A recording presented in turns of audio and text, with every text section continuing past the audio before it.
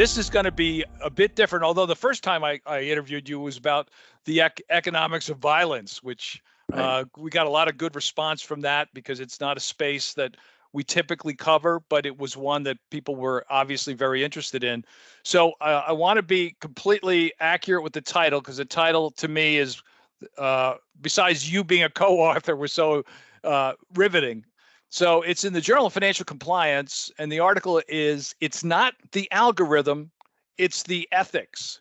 So let's talk a bit about that, but let me premise this way. When we talk about ethics and compliance, as we just briefly mentioned offline before we started this, I've been fortunate to have been in this space for decades, and being part of ACAMS and ABA and now RightSource, I've always been impressed with the number of compliance officers or risk officers, operational folks that do this sort of work because of their passion. So whether it's anti-human trafficking, dealing with elder abuse, I mean, you and I could come up with a lot of examples of the staff that are involved in this doing this, but that's not the case institution-wide, unfortunately, in some situations. So give me a sense of what drove you to craft this.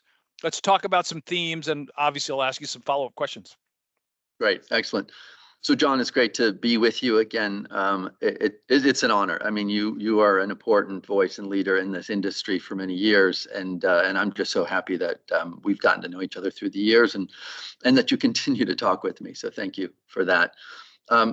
So the article title, it's not the algorithm, it's the ethics, came out of, I would say, a lesson I learned very slowly, too slowly, I should be embarrassed to admit to, which is over the past 3 to 4 years, I had been attending events with you, with the American Bankers Association, with others, to give plenary sessions to talk about artificial intelligence, machine learning, and the idea that the hosts always had and that I shared is that if we demystify the technology, people will become more comfortable with it, and if they become more comfortable with it, they'll adopt it. So the idea is explain AI, explain machine learning, so that way we can get technology adoption and innovation into the compliance, BSA, AML, CFT space. And what I observed over several years of doing this is that we were demystifying, and people were loving the content, but they weren't adopting technology. Mm-hmm. So AI adoption was very slow in our space and in our industry.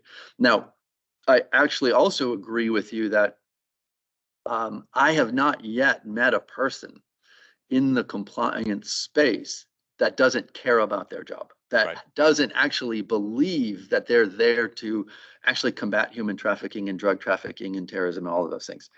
So it was a disconnect. Like, why is, if technology exists in so many aspects of our lives with improved efficiency and effectiveness, and it's been proven to increase efficiency and effectiveness in the compliance space, why is the adoption not happening? So I took about 6 months or so, and I worked on this idea of like, why is it not happening? And so it's not the algorithm, it's the ethics. Is I don't need to demystify algorithms for you anymore. I don't need to explain what is a neural net versus a cluster, which I did. I spent a year explaining neural nets and clustering algorithms and the difference. That's not the way. It's not the algorithm. It's the ethics. And so I framed it in the context of ethics, and that was the motivation for the story. The ethics writ large, I mean, I think part of the challenge has always been, for, as I said before, for decades, is explaining to senior leadership that you may or may not be part of as a compliance officer, the value proposition of working with law enforcement, of dealing with these issues. And so what we've always sort of clamored for in our world is when there's a successful story, a successful narrative, to be able to explain that to leadership. Which, look, at the end of the day, as they used to say at ABA, banks are not a utility. Okay, I get it. But also it's important to know that the end result is an improvement societally. So it seems to me, and you tell me if you feel differently, that the bigger problem is, as we've just said, not the tried and true compliance officer, whether they're high up on leadership or not. It's convincing those whose job it is to increase revenue, the value proposition of doing things from a positive, proactive standpoint versus simply complying with the laws and regulations. So I wouldn't disagree with that. But I actually think that structurally, and I'll get into kind of, how I frame this as an ethical question, but structurally, a lot of the problem is this: we've got this triangle between the front lines on compliance, and the regulators, the bank examiners, and law enforcement. So for the front lines in the financial institutions to actually combat human trafficking and drug trafficking, they need to create data that's helpful and relevant to law enforcement. But the bank examiners aren't measuring how well they're doing at creating data relevant to law enforcement. Right. They're measuring, is your SAR filing rate up by 10% or down by 10%, which is not the same thing at all. So right. What's broken is, I wouldn't actually point at the C-suite of the bank, although your point is a fair one. Okay. I think the bigger progress that we can make is by focusing on measurement of the output as opposed to the input, meaning a SAR is an input. We don't know if a SAR is good or bad. We just know that a bank filed a SAR. Right. That's an input. The output is some sort of law enforcement action which either disrupted a criminal network of some sort or led to arrests or convictions. And we don't measure that. That feedback loop doesn't come in. And so the bank examiners show up and they say, well, what's your SAR filing rate and what vendors are you using? And that's what's really, I think, the biggest area that we should be addressing. So is it as simple as what the private sector has been, I would argue, correctly complaining about for years, and that this three-legged stool of AML, it's law enforcement, the regulators, and the private sector, has almost completely different goals, as you just said. It's timing issues on SARs, it's following your policies, updating those policies, the training, all that sort of stuff. And then there's a lot of whatever you would call it, either formal criticism or informal criticism that you didn't file in this case, you filed, as opposed to having law enforcement explain to the regulators, look, at the end of the day, it's about the information both efficiently getting to us and valuably getting to us. And until the regulators are assessing that, we're still going to have this problem, algorithms or not. That's exactly right. Yeah. But it is through algorithms we can actually start to solve that problem. Okay. We can share algorithms. We can use federated learning, transfer learning, these ideas that I've been working on for a number of years now, sure. As have others, to actually share knowledge without sharing data. So you can see a world in which banks share, law enforcement shares with the private sector, and no data is ever shared. We need to get there. This capability exists all over on our smartphones and our laptops and in our cars and so much of our lives. So the motivating question, back to this article, is if the technology exists and we know it exists and it's proven empirically to work significantly better, why haven't we adopted it? And I think that's a more interesting question, which is, I think we diagnosed several years ago that, if law enforcement could give the feedback back to the private sector, we could improve our model building inside of a financial institution. We now have the ability to do that and address data privacy and law enforcement sensitive concerns. What would be an example of sharing information that's not data? Is it typologies? What's your take on that? So think of a typology, John, that that's out in the world today in the private sector, a typology. And then let's say that FinCEN sends out a notice to say, hey, here's an updated typology. Mm-hmm. somebody types it up in a Word document, saves it as a PDF, and sends it out, right? What if instead of just the PDF, what if they sent out the algorithm too and said, here's the algorithm that correlates with this typology? And what if they sent that out, FinCEN sent that out to all financial institutions and say, hey, here's an emerging trend, here's the write-up, here's the description, and here's an algorithm that addresses the features that we've just described in words.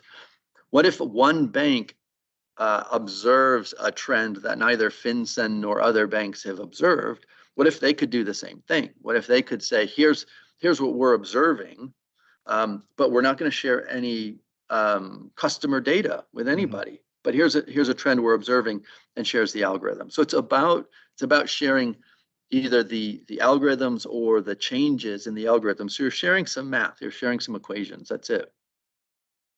So one of the reasons I went to law school is I could never do math, right? One of the many reasons.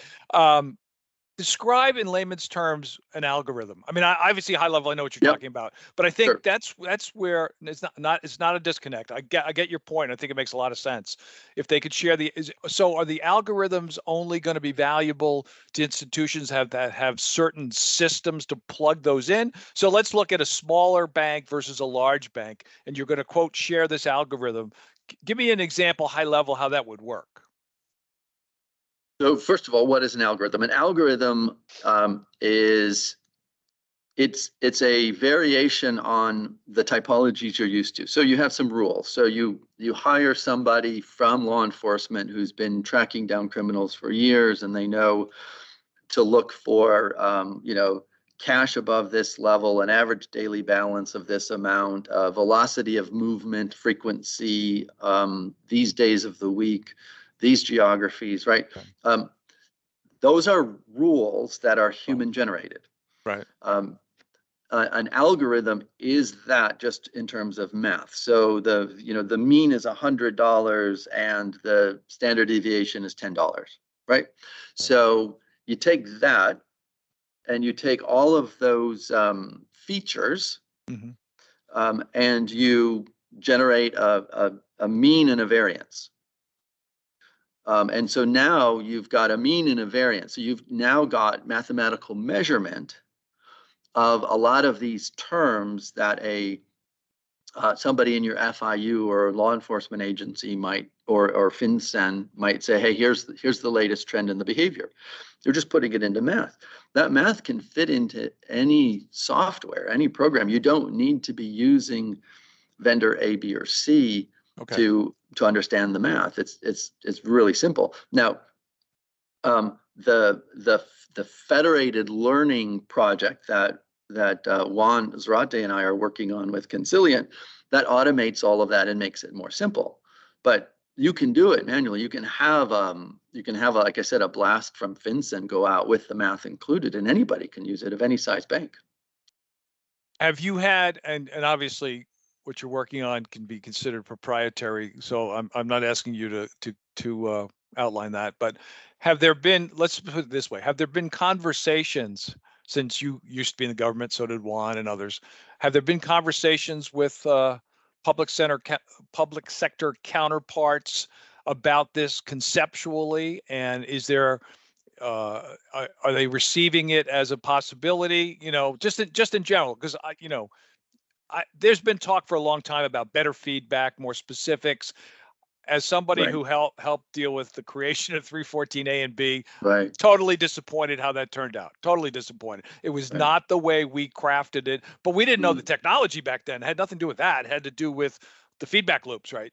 So I think the best example outside of AML that I'm aware of in terms of information sharing are the FSI SACs. I've actually interviewed folks from that world sharing cyber information. So if we could do something similar in this space, I know it's not exactly the same, that'd be great. So long-winded way of saying, are you getting some receptivity from government folks that great concept, come back to us when you have more? Or is it, yes, this actually could really work for law enforcement and we want to see this pursued? Getting great feedback to include at the the last partnership forum that I attended with you, that you hosted with a bunch of law enforcement, and have regular outreach with the U.S. as well as global regulators and monetary authorities on this. So the feedback is great, but really what matters is the empirical results. I was overseas last week, speaking with government officials of another country, and I described the uses in biomedical research of federated learning. So there's an example that I used of MRI scans of brain tumors. And there was a study published in the journal Nature last year in 2022, which is just phenomenal. So 71 institutions around the world, 6 continents, shared an algorithm on their patient data, but no patient data ever moved. So everybody was in compliance with privacy and HIPAA and whatever the case may be. 71 institutions. They generated over 6,000 images. It's a brain tumor that's the single most deadly brain tumor to humans, and it's also a rare event. So no one research institution has enough data to generate a good algorithm. But through collaboration, they generated over 6,000 images, and they trained an algorithm, and then that algorithm went back to those 71 or 72 institutions. And the improvement in the ability to identify the contours of the tumor so the surgeon could remove it improved by 33%. Wow.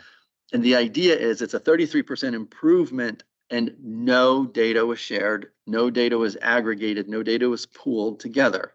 It was through federation. I think that's catching everybody's attention, John. So the question, and getting back to the article, is why aren't we adopting it in BSA, AML, financial crimes compliance?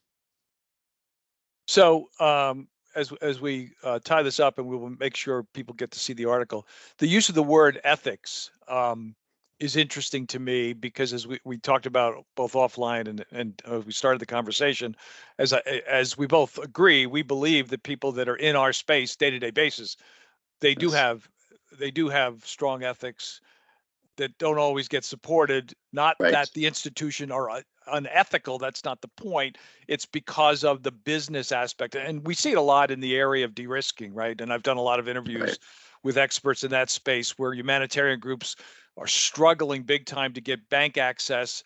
And it's 2 reasons. One is because they were considered risky based on their geography potentially, but also the revenue isn't worth all of the due diligence, which arguably the regulators require, right? So that's where you can call it ethics, call whatever you want. It's their mission is just different, and it shouldn't be. And I think we've been crying about that for a long time. That so we need to change that mission. And until we do, you're still going to be struggling with the concepts that you've outlined here, right? So going back to our last conversation in the Economics of Violence, that book, geography should have nothing to do with risk. Right. I agree. A risky person is somebody who does risky things, not somebody who lives in a certain part of the world or part of the city or part of town, right? Risk is a behavior, and it's our inability to measure risk that causes us to do de-risking of broad populations in an unfair and unequitable way. What I mean by ethics is, what we're finding is in our profession, John, we're having a hard time recruiting and retaining the next generation, because they see that technology and innovation is being adopted in other industries and not in our industry. And ethics, as I'm using it in this article, is a social construct. So I think that our industry is on the verge of mass adoption of AI and machine learning technology. It's on the verge, but it's a lagging adopter. It's a slow adopter. All of the apps on our phones adopted AI and federated learning a couple years ago, and every day we're not adopting it, criminals, drug traffickers, human traffickers are getting away with it. So I'm so impatient about us getting adoption. But I think adoption's going to happen. It's going to be kind of like the tipping point argument, where once 2, 3, 5 marquee institutions adopt, then I think others will follow. Coincidentally, this week's news is the Wall Street Journal is carrying a story about Google is entering the AML market with artificial intelligence, with HSBC, and Jen Chasky and that team leading the way. I think news like that really is going to help to accelerate the market. And that's what I mean by ethics. Ethics, unfortunately, is not morality. Ethics is the social construct of what are my peers doing. And I think we need to get the standard within the industry of adoption of this next generation of technology. And then I think we're going to solve the recruiting and retention problems. And people choose this industry because they actually care about the mission. We need to let them get back to working on the mission. Well, before I let you go, one sort of general comment in the past has always been on technology, with whether basic transaction monitoring, surveillance programs, whatever it is that you still need some human interaction. Of course, that's obvious, and you know that much better than I. But to those that think this is sort of a side issue, those that think reliance on AI and machine learning are going to make opportunities less likely, I'm assuming that that's not what's going to happen. And if I'm a grad student today and I've just heard your conversation and I want to help society, either in an institution or a firm that works with institutions, what do you suggest I learn to be valuable in this space? So as a career path, does it have to be? I know in the old days it was lawyers and compliance people, and I know that sort of faded out. So what would you suggest to people that are thinking about this and how they could be a strong part of it? Yeah. First of all, if you care and you have a passion for the industry, then absolutely please come into our industry. It's really meaningful and important work. The skills I think you need are log into ChatGPT and set up an account. It's free. And log in, and this goes for John, you, and everybody listening. If you don't have an account, log in, get a free account. And use it every day. There's a skill to interacting with an AI, and it has nothing to do with math. You don't need to go learn in linear algebra. 5 years ago, I might have told you, go do an online course in machine learning. Don't need to do it anymore. Okay. You don't need it. Just log on and interact with an AI and get a sense for how you're kind of programming. You're programming through natural language. You're asking questions, you're getting answers, you're asking questions, you're getting answers, and you drive the AI into a certain direction. So learn how to interact with the technology as a non-math person, as a non-coding person, and be curious, because that's how we're going to have a big impact in this space. Gary Shiffman, thank you so much. The article is not the algorithm, it's the ethics, the Journal of Financial Compliance, volume 6, number 3, which we'll make available to folks. And you should follow Gary on social media. He's very active in LinkedIn and other spaces. Really appreciate this. And I think we have a key panel for next year's forum that you're going to run. and we'll get some of the, besides yourself, best and the brightest to be part of that conversation. So really appreciate your time, Gary. Thanks so much. Thanks, John. Appreciate it.